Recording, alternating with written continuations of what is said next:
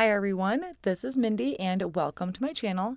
In my video today, we are going to be talking about Olo markers, and that is what I'm going to use to color in all of these adorable images. I'm going to be recreating this card that I have here on screen. I created this for the Lawn Fawn release, which is available now, and I'm featuring the stamp set You're a Keeper. Now, this is free with a purchase for a limited time. I'm going to have more information over on my blog about that. So if you like this stamp set, be sure to head on over to the Lawn Fawn website and pick up your stamps to earn that free gift. Now, the cardstock I'm using is Express It Blending Cardstock today. I don't normally use this, but it is recommended with the Olo markers, so I thought I would give it a try.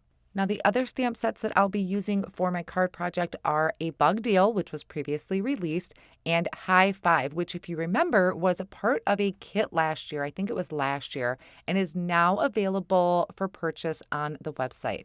So I laid out all the images I wanted to use for my card project, and I'm going to ink them up in the Lawn Fawn Jet Black ink and stamp them down.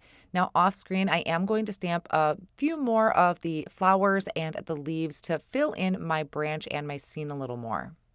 Now this is a sheet that I downloaded from the Olo Markers website. I will have that linked down below, and I filled all of this in. Now yes, I am one of those gotta have it all kind of people, so I do have all of the colors that are available currently. I'm going to have all of the colors listed on my blog that I'm using today from the Olo marker set.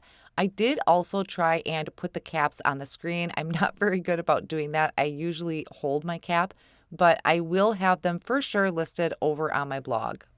So while I'm coloring in this image, I want to talk about the markers a little bit. I've talked about them in the past, a few things I've learned here and there that I wanted to share with you. Now, first off, they are an alcohol marker, so you can stamp your images in any alcohol-friendly ink like Lawn Fawn's Jet Black ink and use that to color in, or use the markers to color in your image.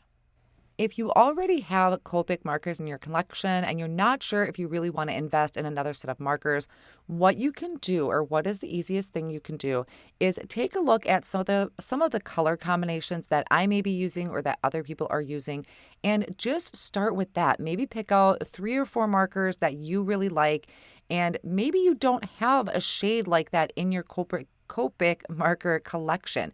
You can just start with a small set of markers. Something I wanted to show you really quick is how I store my Olo markers. So I have these cups. I think I got them off of Amazon. I think they're from We Are Memory Keepers, and I'll try and find the link for that. But I keep these on a cart that I keep next to me at all times. I think I have 3 or 4 of the cups filled, and I just keep them off on the side. So when I need to grab a grouping, like I have all my reds and pinks together, I just grab that cup and set it on my desk. So a few things I have learned with the Olo markers is, for one, which I already knew, they color beautifully. They blend beautifully. And as far as the cardstock I'm using, this Express It cardstock, I really do like coloring on this. I remember when I first started coloring with Copic markers, I was doing Express It cardstock, and then I switched over to Nina. And I've started kind of gradually switching back to Hammermill, and then now I have the Express It. Express It cardstock is different from Nina because it is very, very smooth, which means that the ink is staying wet longer on it versus Nina 80 pound or 110 pound, where it really kind of sinks into the fibers of the cardstock. This ink on the Express It and Hammermill will sit on top of it just a little bit longer, not by much, but it is enough time where it's giving you a chance to really blend your colors together. Another thing I've mentioned before about Olo markers is that for refilling them, you need to purchase cartridges. They are not something where you have to drip ink into the barrel of anything. It is literally just taking a cartridge out and replacing it. So that I really do appreciate. The other thing that I've been told, and I'm not sure yet, so far I haven't experienced it, but the tips of the marker will not crystallize like my Copics. A lot of my Copic markers have started crystallizing on the tips. I've switched tips. It might be just certain inks. I'm not really sure, but I'm told the Olo markers will not do that. And so far, nothing has, but I haven't had them for very long. I think maybe I got them last fall, possibly. So I'm still still trying to get used to them. I am very familiar with my Copic markers because I've had them for well over 10 years. So this is taking me a little while to adjust the feel of the barrel and just how the ink flows out of the tip, which is very different than a Copic marker. It just takes a little bit of adjusting. Now, I will at some point have a video where I'm just going through the coloring at more of a slower motion. This I sped up quite a bit because I have quite a bit of a card to complete. And I will down the road have that kind of slower video to talk more about actual coloring. For now, I just wanted to kind of jump back in and give you that overview of Olo markers. I am really enjoying them. I do like them and I do recommend them. All of my coloring is done, so I'm going to line up the coordinating dies to die cut everything out. For my little beekeeper images, I need to fussy cut them because I do not have a coordinating die for them at this time. So I'm just using my scissors to trim that out, and I do that by moving the cardstock, not my scissors. So I trimmed everything out, I set them off on the side, and now I'm going to work on my background. I'm starting with a Grassy Stencil that I placed onto some Hammermill Cardstock that is 4 1/4 by 5 1/2, and I'm ink blending on Celery Ink. I start my blending on the stencil and work my way onto the cardstock. For the grass, I started dark on top and had it fade off into white towards the bottom. Then I just shifted that grass stencil down so it masked it off. And then I could bring in the Slimline Cloudy Stencil, and I'm going to ink blend on Moonstone Ink. So for this, I once again start on the stencil and blend up and off of the stencil onto the cardstock.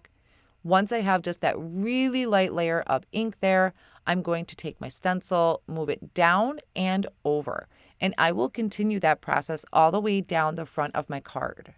You can use any blending brush that you feel comfortable with. I'm using a flat blending brush today because it does apply a really nice soft amount of ink. So as I get down towards the bottom where the grass is, I'm going to remove that cloudy stencil and just go over that masked area of the grass. So I'm going to have a little bit of blue coming up from behind the grass scene. For a little added interest, I'm going to take my background over to my Splat Box. I left that mask kind of just laying there in place. I don't have it taped down. I just wanted to mask off the grass area. I smushed down some of that Moonstone ink onto a slick work surface, added a drop of water, and then I'm going to mix that with a paintbrush and flick this over my background.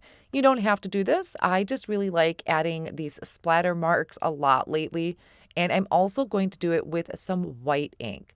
So this is just going to add a little bit of interest to my background. After I add all of my splatters, I'm going to let that dry for a few minutes and then start bringing in my die cut pieces and creating my scene.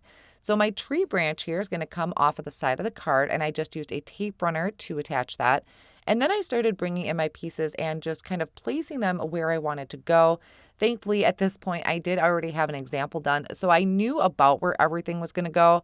I just needed to make sure that I placed it in those same areas so everything fit nicely on the front of the card. So I combined these two images together with a little bit of liquid glue. The leaves, I'm also going to be using some liquid glue to. I plan on popping up some of the images, but I tend to pop up more of the, I don't want to say important images, but more of the focus. Like my bees are going to be a focus and my bear is going to be a focus. Everything else I just kind of want in the background setting the scene. So this is where I brought in my foam squares. I've been using thin foam squares a lot lately. I like to add dimension to the front of the card, but I don't like it to be really thick just because of how it fits into an envelope. So thin foam squares are a great way to go, or you could die cut out the piece a couple times from plain white cardstock and do your layering that way with cardstock pieces to give it that dimension. After I have everything in place, I'm going to just flip that over and trim off my excess. And then I need a sentiment. So I'm going to have it as kind of a two-part sentiment. I place them in the open areas of my card front. So the top of it is going to say buzzing, I forget what it says, a buzzing by to say. And then I have hello down by the bear because it looks like he's waving and almost kind of pointing to that sentiment. So I thought that was a really cute place to put that. Then I'm going to finish it off by just adding some highlights using a white Jelly Roll pen.